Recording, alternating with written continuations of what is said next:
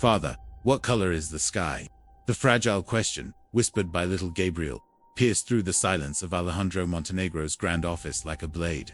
Surrounded by shelves of expensive books and contracts worth millions, the powerful billionaire froze. How could he explain blue to someone who had never even seen the faintest light? How could he describe the endless heavens to eyes that had only ever known darkness? Gabriel, so young and innocent, lived in a world without color, without faces, without shapes. To him, the sky was only an idea, something distant and unreachable, spoken of by others, but never real. In that moment, his question was not about science, but about love. He was not asking for facts, but for closeness, for warmth, for something no amount of money could ever buy. Alejandro turned away, unsettled. A man who owned industries, lands, and even private hospitals suddenly felt powerless before the simplest request of his child. He could purchase anything in the world. Anything, except the ability to describe a color to the boy he loved. Before we move forward with this powerful story, I want to ask you, please like this video and subscribe to our channel. Your support helps us bring more emotional stories that inspire and transform lives. From the very moment Gabriel entered the world, shadows wrapped around his fragile life. Doctors spoke with cold certainty. The optic nerve is damaged. He will never see. Those words echoed through the Montenegro mansion like a curse, shattering every hope before it had the chance to bloom. Though Gabriel lived in luxury, surrounded by marble halls, glittering chandeliers, and countless servants, his inner world was stripped bare. He had never seen the sun's golden rays, never watched leaves dance in the wind, never looked into his father's eyes. His toys were only shapes he could touch, not colors he could marvel at. His days were filled with imagination, not vision. Alejandro Montenegro, consumed by pride and wealth, refused to accept such a fate. He traveled across continents, hiring the finest doctors in Europe, Asia, and America. He paid for cutting-edge machines, experimental surgeries, and procedures no one else dared to attempt. But every time, the result was the same: nothing. The boy's world remained locked in darkness. And yet, Gabriel's greatest desire was never another operation. What he longed for was simple: to run beneath the sun, to see his father's face, to know the world everyone else described but he could only imagine. His heart ached not for medicine, but for presence. Alejandro Montenegro was a man who believed there was no problem money couldn't solve. To the world, he was a titan of business, feared, respected, and admired for his empire. But behind the heavy gates of his mansion, he was a father drowning in frustration. Every time a doctor said there is no cure, Alejandro's pride grew sharper, almost as if rejection were an insult to his wealth. He clenched his fists, raised his voice, and pulled out another checkbook. "Impossible doesn't exist for me. If science can't do it, invent it. I'll pay whatever it costs." His fortune became a weapon in a battle against fate itself. Hospitals across the globe learned his name. Surgeons, researchers, even charlatans were drawn by his desperation and his money. But not one of them could unlock the darkness in Gabriel's eyes. Each failure only fueled Alejandro's obsession. For him, surrender was unthinkable. The Montenegro legacy could not include defeat. But while Alejandro fought a war with science, Gabriel only asked for his father's time. The boy didn't crave miracles bought with millions. He craved love. Yet Alejandro couldn't see it. His pride blinded him just as much as Gabriel's eyes were blinded from birth. The Montenegro estate was a palace of marble and glass, filled with the constant footsteps of servants, the murmur of meetings, and the clang of luxury cars pulling into its vast driveway. To outsiders, it was the definition of power and success. Yet, within those grand walls, silence often pressed down heavier than stone. In the middle of all this wealth sat Gabriel, a child isolated in a mansion that felt more like a prison. While the gardeners trimmed roses and the cooks prepared feasts, he spent hours alone in his room, running his hands over toys he could never see. Sometimes he asked the maids about colors. "What is red? What is blue?" They would smile softly and try to explain. "Red feels like fire. Blue is the coolness of water.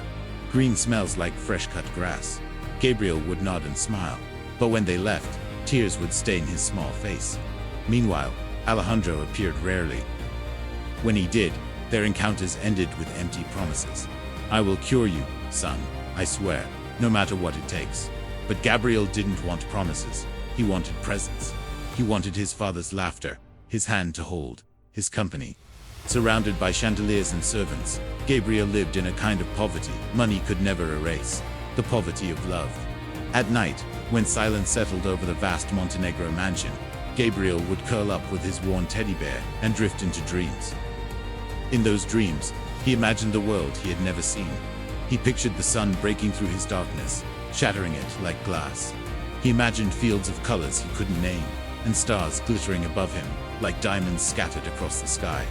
One evening, hiding beneath the staircase as important guests filled the house with their laughter and business talk, Gabriel whispered to himself, "I would give anything to see just one star. Only one." His small voice echoed off the cold marble walls, unheard by the crowd upstairs, but not entirely unnoticed. From the top of the staircase, Alejandro stood in silence, his powerful figure shadowed by pride and fear. His heart trembled at his son's words, but his pride quickly smothered the feeling. To him, the solution had to be bought, signed, and delivered by experts. Never could he imagine that hope might one day walk into his house on quiet, wrinkled feet. That night, as Gabriel fell asleep in tears, the world outside turned indifferently.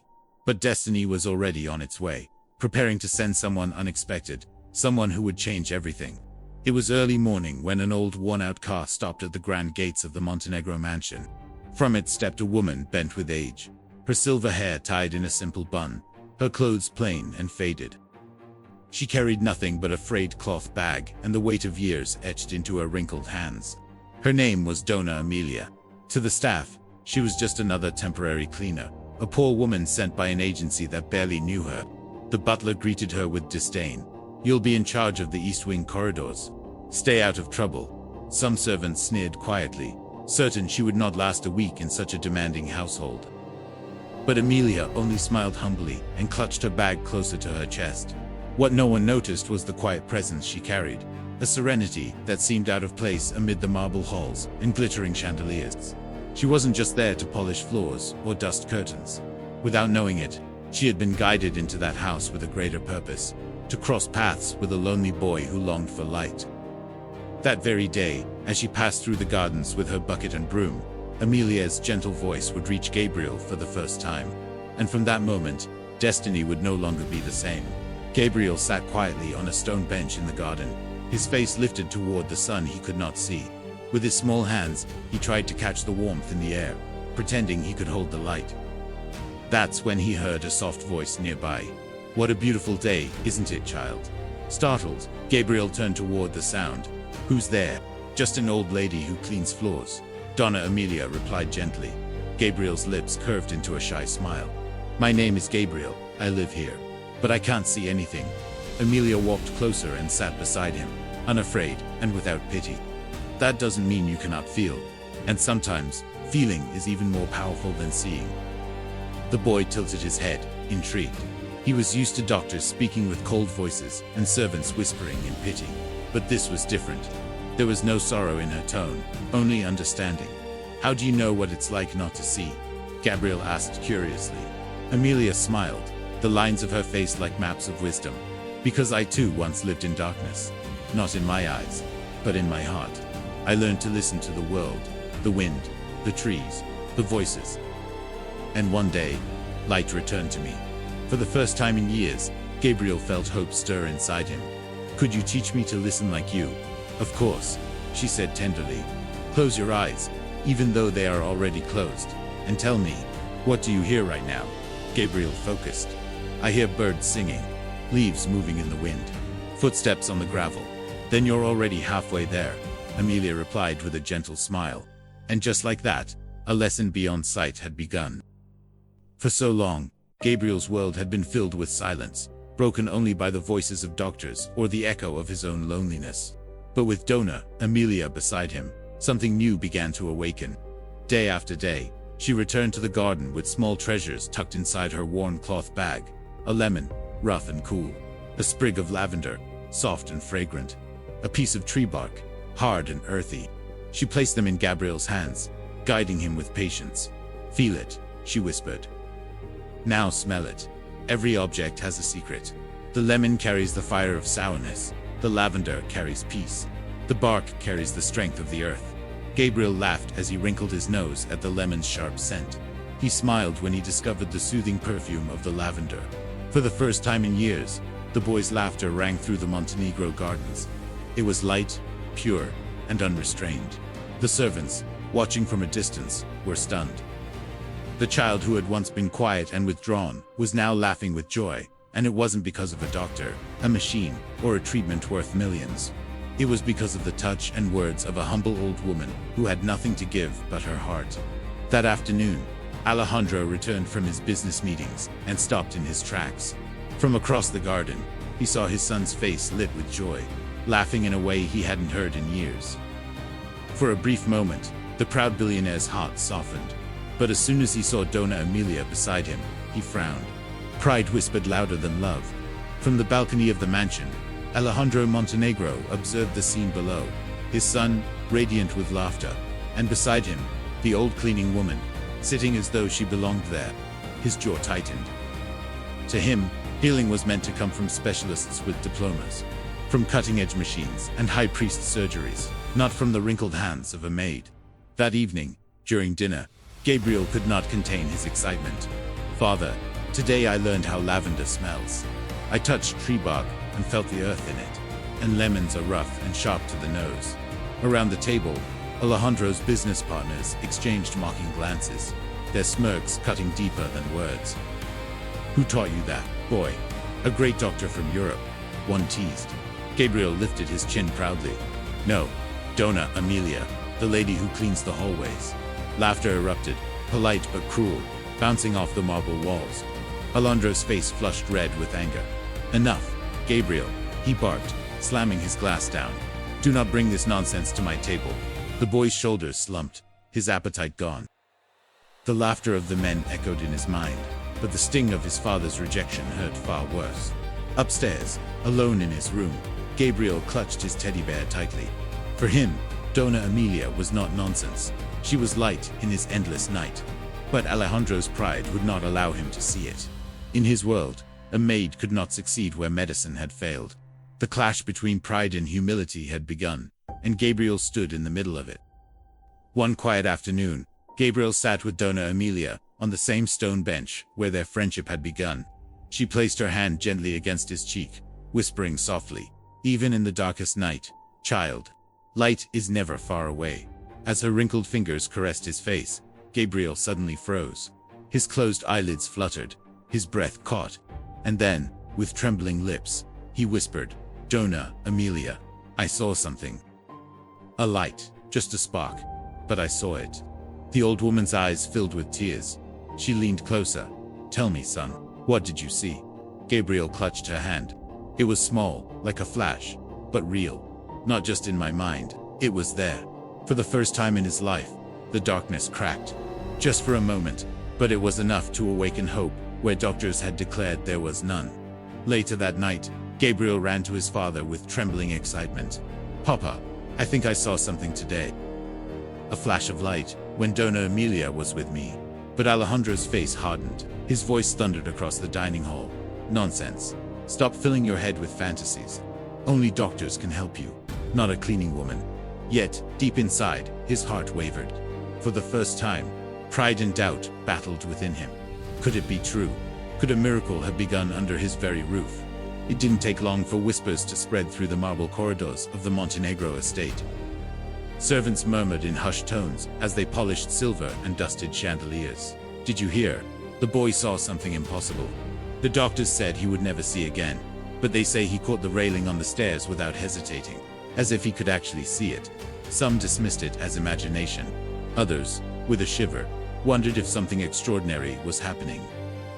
The maids who had witnessed Gabriel's sure steps swore that his movements seemed different, steadier, more certain. Meanwhile, Gabriel's joy was impossible to hide. "Dona Emilia," he whispered one morning in the garden, "I think I saw the staircase yesterday. Not clear, not sharp, but it was there, like a shadow." The old woman's face lit with tenderness. "That means the light is trying to return, child. It may start small, but once it begins, no one can stop it." But while hope blossomed in Gabriel's heart, pride tightened its grip on Alejandro. He called the butler into his office late at night. "Watch that woman closely. My son claims that these illusions started after she arrived." If she dares disobey my orders, dismiss her at once." The butler nodded obediently, but in his eyes flickered a silent question. Was it truly illusion, or miracle? When Alejandro heard the servants whispering, his fury erupted.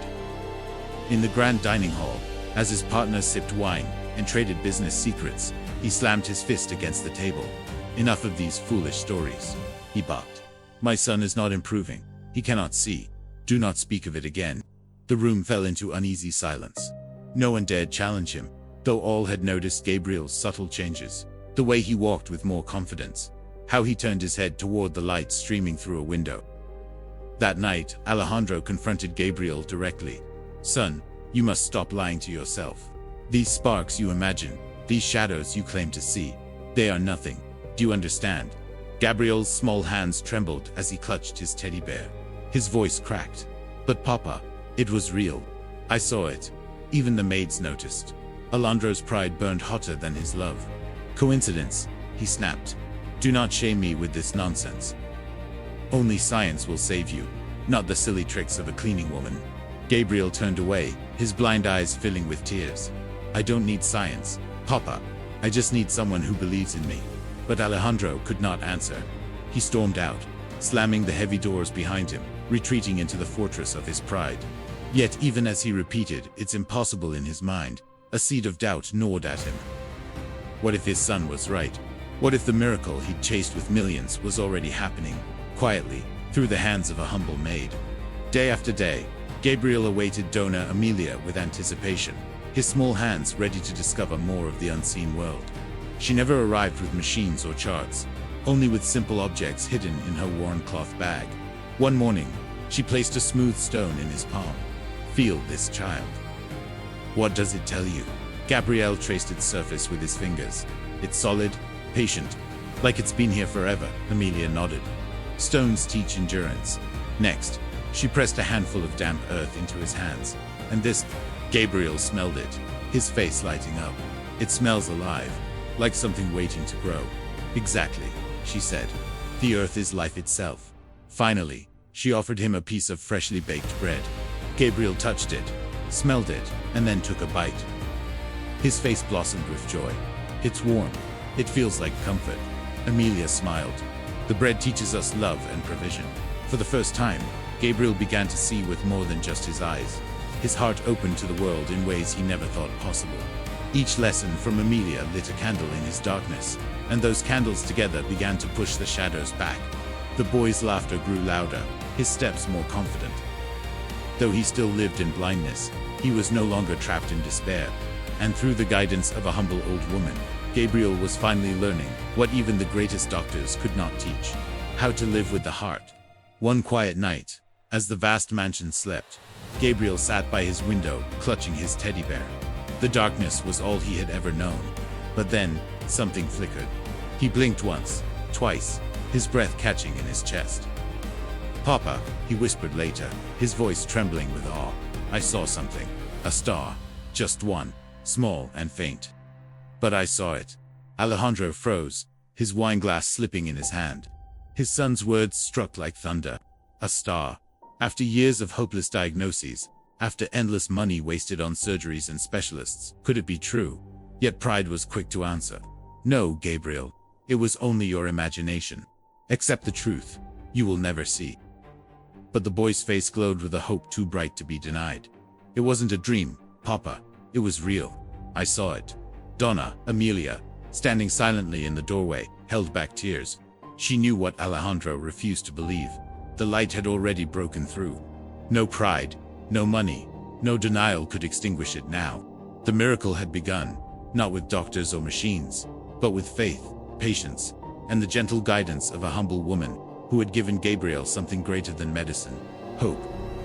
And in that first fragile star, a new dawn was promised. The mansion that once echoed with emptiness now carried whispers of wonder. Servants who once mocked began to watch Gabriel in awe as he walked more steadily through the halls, his face turning instinctively toward the light of open windows. The boy who had lived in shadows was changing before their very eyes. One morning, in the garden where his journey with Dona Emilia had begun, Gabriel lifted his face to the sky. He gasped, his blind eyes reflecting something new. Donna Amelia, I can see the light of the sun. Not clear, but brighter than before. The old woman clasped his hands, her own eyes glistening. Then the impossible has already begun. Child, and nothing can stop what God has started. When Alejandro saw his son run across the grass without stumbling, his heart pounded in disbelief. For the first time in years, he didn't see weakness or defeat. He saw life breaking through. His pride trembled, shaken to its core. He had spent fortunes chasing cures across the world, yet the miracle came from a woman he had dismissed as nothing more than a maid. His money had bought him walls, but her love had opened a door. Tears welled in his eyes as he finally whispered words Gabriel had longed to hear. Forgive me, son, I see you now. And as Gabriel's laughter rose beneath the golden morning sky, it was clear the darkness had lost its grip. What doctors had declared impossible had become reality, not through wealth or power, but through love, faith, and the courage of a humble heart. Before we close this story, let me ask you, have you liked, shared, and subscribed yet? Stories like this deserve to reach hearts everywhere, and with your support, they can.